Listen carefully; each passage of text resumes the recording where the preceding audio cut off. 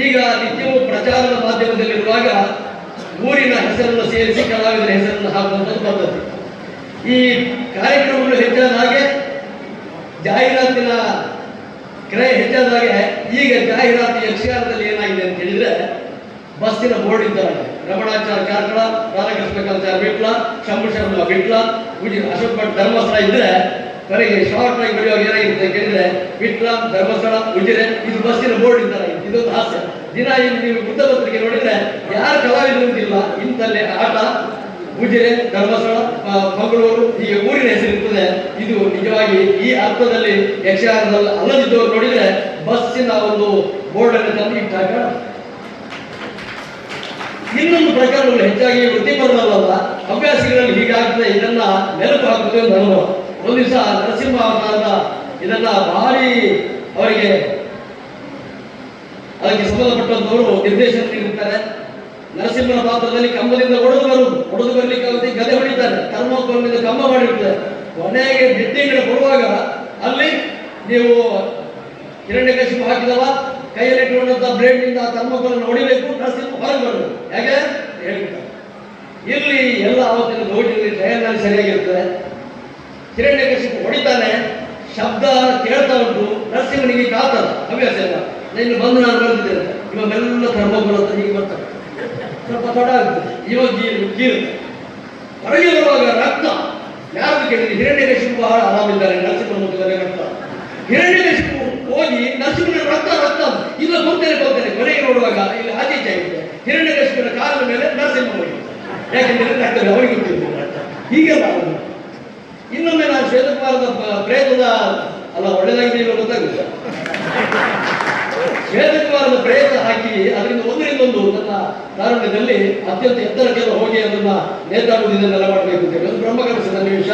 ದೊಡ್ಡ ಬೆಂಡಲ್ ಹಾಕಿದ್ದಾರೆ, ಇವತ್ತು ಬಹಳ ನೇತೆಲ್ಲ ಒಳ್ಳೆ ರೀತಿಯಲ್ಲಿ ಮಾಡಬೇಕು ಅಂತ ಹೇಳಿದ್ರು. ಪ್ರೇತ ಮೇಲೆ ಹೋಯ್ತು, ನನ್ನ ಪ್ರೇತ ಮೇಲೆ ಹೋಯ್ತು. ಮೇಲೆ ಹೋದ ಮೇಲೆ ಯಾವತ್ತಿನ ಹಾಗಲ್ಲ, ಅವಡತ್ತಕ್ಕೆ ಭಯಂಕರ ಆವೇಶದಲ್ಲಿ ತಿರುಗ್ತಾ ಉಂಟು. ಕೊನೆಗೆ ಏನಾದರೂ ಮಾಡಿ ಪ್ರೇತ ಕೆಳಗೆ ಬರ್ತದೆ. ಕೆಳಗೆ ಬಂದು ಹೇಳಿದ್ರು ಬಹಳ ಒಳ್ಳೆದಾಗಿದೆ ಇವತ್ತಿನ ಶ್ವೇತಕುಮಾರ ಪ್ರೇತ, ಇವತ್ತಿನವರೆಗೆ ಅಂತ ಆವೇಶ ಆಗಲಿಲ್ಲ ಹೇಳಿದ್ರು. ಏನಿಲ್ಲ, ನಾನು ಹಾಕಿದ ಬಟ್ಟೆ ಮಧ್ಯದಲ್ಲಿ ಪೈಪ್ ಪೆಂಡಲ್ ಇದ್ದಾಗಿ ಕರೆಂಟ್ ಹೊಡೆದು ಅಂತ ಹೇಳಿದ್ರು. ಪ್ರೇತ ಆಗುವ ಸನ್ನಿವೇಶವನ್ನು ತಪ್ಪಿ ಹೋಯ್ತು. ಇನ್ನು ಸನ್ನಿವೇಶಗಳು ಕೆಲವು ಹೀಗೆ ಇರ್ತದೆ. ಬಹಳ ಹಿರಿಯ ಕಲಾವಿದರು ನಿವೇಶ ಮಾಡ್ತಿದ್ರು, ಅವ್ರಿಗೆ ಸ್ವಲ್ಪ ಅನಾರೋಗ್ಯ ಉಂಟಾಗ್ತದೆ, ಅವರಿಗೆ ಪಾತ್ರ ಕೊಡಿದ್ರೆ ಬೇಸರ ಆಗ್ತದೆ, ಪಾತ್ರ ಕೊಟ್ಟರೆ ಹಾಳು ಮಾಡ್ತಾರೆ. ಹಾಗಾಗಿ ಬೆಳಗಿನ ಜಾವ ಇಂದ್ರಜಿತ್ತಲ್ಲಿ ಒಂದು ಸೀತೆಯ ಪಾತ್ರ ಕೊಡ್ತಾರೆ, ಹೆಚ್ಚಿಲ್ಲ ಕೂತ್ಕೊಂಡು ಅಳುವುದು. ಕಡಿದ ದಿನ ತಲೆ ಅಂತ ಇಂದ್ರಜಿತ್ ಹೇಳೋದು, ಹನುಮಂತ ಸಮಾಧಾನ ಮಾಡೋದು, ಇವಳು ಅಳುವುದು. ಹೀಗೆ 3 ಪದ್ಯ ಆದ ಮೇಲೆ ಇಂದ್ರಜಿತ್ತು ಮಾಯಾ ಸೀತೆ ತಲೆ ಕಡಿತಾನೆ. ತಲೆ ಕಡಿದಾದ ಮೇಲೆ ರಾಮನ ದುಃಖ ಅಷ್ಟಾದ ಮೇಲೆ ವಿಭೀಷಣ ಹೇಳ್ತಾರೆ, ಇಲ್ಲ ಮಾಯಾ ಸೀತೆ ಅಶೋಕವನದಲ್ಲಿದ್ದಾರೆ ಅಂತ ಹೇಳಿ ಹಿಂದಿರುಗಿ ಬಂದು ಅದನ್ನು ಮುಟ್ಟುವಾಗ ಈ ಸತ್ತ ಸೀತೆ ಹೇಳೋದು ಸಾಧಾರಣ ನಾವು ಹೇಳುತ್ತೆ ಹೇಳಿ ದುಃಖ ಮಾಡಿ ಮಾಯಾ ಸೀತೆ ತಲೆ ಕಡಿದು ಸತ್ತು. ಹವ್ಯಾಸಿಗಳಲ್ಲಿ ಹೆಚ್ಚು ಆವತ್ತು ಒಂದೇ ದಿವಸ ಕಾಣಿಸಿಕೊಳ್ಳುವುದರಿಂದ ಹೆಚ್ಚು ತನ್ನ ಎಲ್ಲ ಡೈಲಾಗ್ಗಳನ್ನು ಹೇಳಬೇಕಾಗಿದ್ದರಿಂದ ಈ ರಾಮ ಹೇಳಿದ ಚಟ್ಟೆ ಹೊಡೆದುಕೊಂಡು ಸಾಕಾಯ್ತು ಕೊನೆಗೆ ಬಹಳ ಹೇಳಿಬಿಡಿ ಟಂಗ್ ನೋಡಿದೆ. ಚಂಡೆ ಹೊಡೆದುಕೊಂಡು ಮಲ್ಕೊಂಡು ಸೀತೆ ಮಲ್ಕೊಂಡು ನೋಡಿ ನಿದ್ರೆ ಬಂದ ಸೀತೆ ರಾಮ ನಿಜವಾಗಿ ಹೇಳಬಾರ್ದು. ಯಾಕಂದ್ರೆ ವಿಭೀಷಣ ಬಂದು ಇವರಿಗೆ ಅಲ್ಲಿಗೆ ಮುಗಿಸ್ಲಿಕ್ಕೆ ಬೇಕಾದ ಚಾಕಚಕ್ಯತೆ ಇಲ್ಲ, ಇನ್ನೂ ಅವನು ಪದಗಳು ಮುಗಿಲಿಲ್ಲ. ಇವ ಸೀತೆ ರಾಮ ಸೀತೆ ಎದೆ ಮೇಲೆ ಕಾಲಿಟ್ಟು ಮಲಗಿಸಿ ನನ್ನನ್ನು ಮುಗಿಲಿಲ್ಲ ನೀವು ಮತ್ತೊಂದು 10 ನಿಮಿಷ ಮಾತಾಡ ಮತ್ತೆ ಪುನಃ ಸೀತೆ ಮಲಗಿಸಿದ. ಒಳ್ಳೆಯ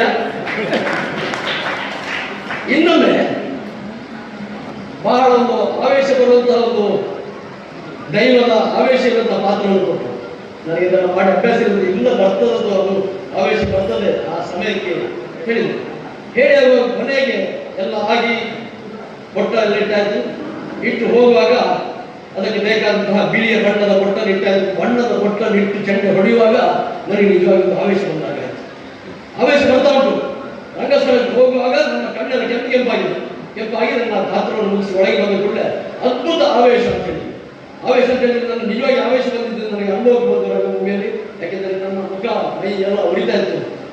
ತಪ್ಪಾಯ್ತು, ನಿಮಗೆ ಈ ಬಿಳಿಯ ಬಟ್ಟಿಗೆ ತಪ್ಪಿ ಬೀಳದ ಸುಣ್ಣದ ಬಟ್ಟಿಟ್ಟಿದ್ದೇವೆ, ಹಾಗಾಗಿ ಆವೇಶ ಬಂದಿದ್ದವರಿಗೆ ಹಾಗಾಗಿ ಸುಣ್ಣದ ಉರಿಯಿಂದ ಬಂದ ಆವೇಶವನ್ನು ಸರಿಸಿಕೊಡ್ತಾ ನನಗೆ ಕೊಟ್ಟ ಅವಕಾಶವನ್ನು ಕೃತಜ್ಞತಾಪೂರ್ವಕ ಸ್ವೀಕರಿಸ್ತಾ ಯಕ್ಷಗಾನದ ಬಗ್ಗೆ ನಿಮ್ಮೆಲ್ಲರ ಪ್ರೀತಿ ಮಮತೆ ಇರಬೇಕು. ಯಾಕೆಂತ ಹೇಳಿದ್ರೆ ಜನ ಇರಲಿ ಇಲ್ಲದೇ ಇರಲಿ ನಿರಂತರ ರಾತ್ರಿ 8 ಗಂಟೆಗಳ ಕಾಲ ಪ್ರತಿಯೊಬ್ಬರು ಶುದ್ಧ ಕನ್ನಡವನ್ನು ಮಾತಾಡಲಿಕ್ಕೆ ಪ್ರಯತ್ನಿಸ್ತಾ ಇರೋದ್ರಿಂದ ಎಲ್ಲ ಕಲಾವಿದರ ಪರವಾಗಿ ಕೈ ಜೋಡಿಸಿ ನಮಿಸುತ್ತಾ ಹೀಗೆ ಸಾಹಿತ್ಯ ಸಂಘದ ನನಗೆಂತಲ್ಲ ವಿವಿಧ ಪ್ರಕಾರಗಳಲ್ಲಿ ಯಕ್ಷಗಾನಕ್ಕೆ ಅವಕಾಶ ಕೊಡ್ತಾ ಯಕ್ಷಗಾನವನ್ನು ಪೋಷಿಸಿ ಅಂತ ವಿನಮ್ರವಾಗಿ ವಿನಂತಿಸ್ತಾ ನಾನು ಮಾತನಾಡಿಸ್ತೇನೆ.